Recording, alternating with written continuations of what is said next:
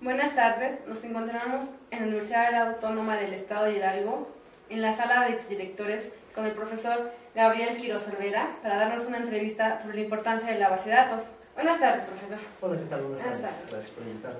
Desde su punto de vista, ¿cuál es la importancia de la base de datos? La base de datos llega a ser importante dependiendo de los sistemas que vayas a desarrollar o que vayas a utilizar. La base de datos es muy importante si es que en tu sistema, pues obviamente vas a necesitar que los datos con los cuales vas a trabajar persistan. Es decir, estén almacenados, no importando qué le pase al sistema, y también tengas que consultar la información de una manera mucho más eficiente y mucho más rápida, ¿no? Entonces la base de datos es importante siempre y cuando tu sistema de información vaya a trabajar con datos. Usted lo acaba de mencionar. ¿En qué circunstancias se requiere una base de datos? Como lo mencioné previamente, cuando tu sistema vaya o necesite que la información persista. ¿Qué significa esto de que persista? Pues prácticamente que no importando qué le pase al sistema, se va la luz, se apaga, haces otro sistema, al fin y al cabo la información siempre está ahí y se queda ahí. En ese momento es justamente cuando tú necesitas una base de datos como tal. Existen diferentes tipos de base de datos. ¿Cuál es la diferencia entre ellos? Realmente depende mucho de qué tipo de base de datos estemos hablando. Hay diferencia desde cómo trabajan internamente las bases de datos, quiero decir, cómo es que almacenan la información, qué se almacenan en archivos, qué se almacenan en estructuras de datos. También hay diferencias dependiendo cómo trabajan en su concepto la base de datos. Por ejemplo, puedes tener bases de datos que en su concepto trabajan con tablas, tuplas, registros, bases de datos relacionales. Más sin embargo, también puedes trabajar con bases de datos que trabajen o que modelen las tablas como objetos. Y obviamente esa es una diferencia de concepto. Siguen habiendo tablas, más sin embargo, tú estás trabajando con atributos y con métodos, cuestiones meramente de los objetos. Y por último, puedes también trabajar no importándote las relaciones, sino importándote realmente no tanto el SQL o el lenguaje, sino realmente cómo vas a consultar o cómo vas a extraer la información. Bases de datos que se llaman o se denominan no SQL. ¿Qué elementos se requieren en un gestor de base de datos? Todo gestor de base de datos o DBMS que se digne de llamarse DBMS debería contar con una serie de elementos que nos permita primero crear las tablas, ¿no? Donde se va a almacenar la información. Punto número 2, que nos permita prácticamente manipular esa información. Para eso, que nos permita tanto crearlos, el famoso DLL, o el DML, que es el Data Manipulation Language, que es prácticamente el SQL, como ustedes lo conocen. También que me permita, de alguna manera, contar con seguridad dentro de la base de datos, que no cualquiera pueda entrar a la base de datos. Y también la posibilidad de ser tolerante ante ciertas fallas, que yo pueda respaldar mi información, toda la base de datos, y que yo la pueda recuperar. ¿Sí? Un DBMS que tenga mínimo esos elementos, prácticamente se puede decir que es un DBMS decente. ¿Cuáles son los gestores de base de datos que se encuentran en el mercado más exitosos?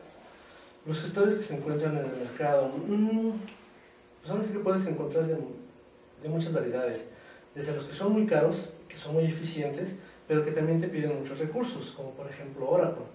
Sí, puedes también tener otros que podemos decir los que son de manejo intermedio, como SQL Server, por ejemplo, en el cual si llega a ser también un poco costoso, no se puede afinar tanto a detalle como Oracle. Y también tenemos los más baratos o los gratuitos, ¿no?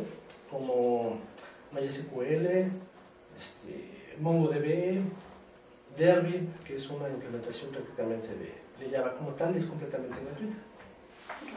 ¿Por qué es importante la normalización en las bases de datos? Muy importante, porque la normalización nos va a garantizar, que obviamente depende mucho del desarrollador, pero nos va a garantizar que nuestros datos sean coherentes, que no se estén duplicados, y que estén bien diseñadas las relaciones dentro de nuestra base de datos. Si lo vemos desde ese punto de vista es muy importante la normalización, mas sin embargo, si no se ha entendido bien el concepto de normalización, puedes complicar más las bases de datos. ¿Influye la plataforma de software en la que se desarrolla la base de datos?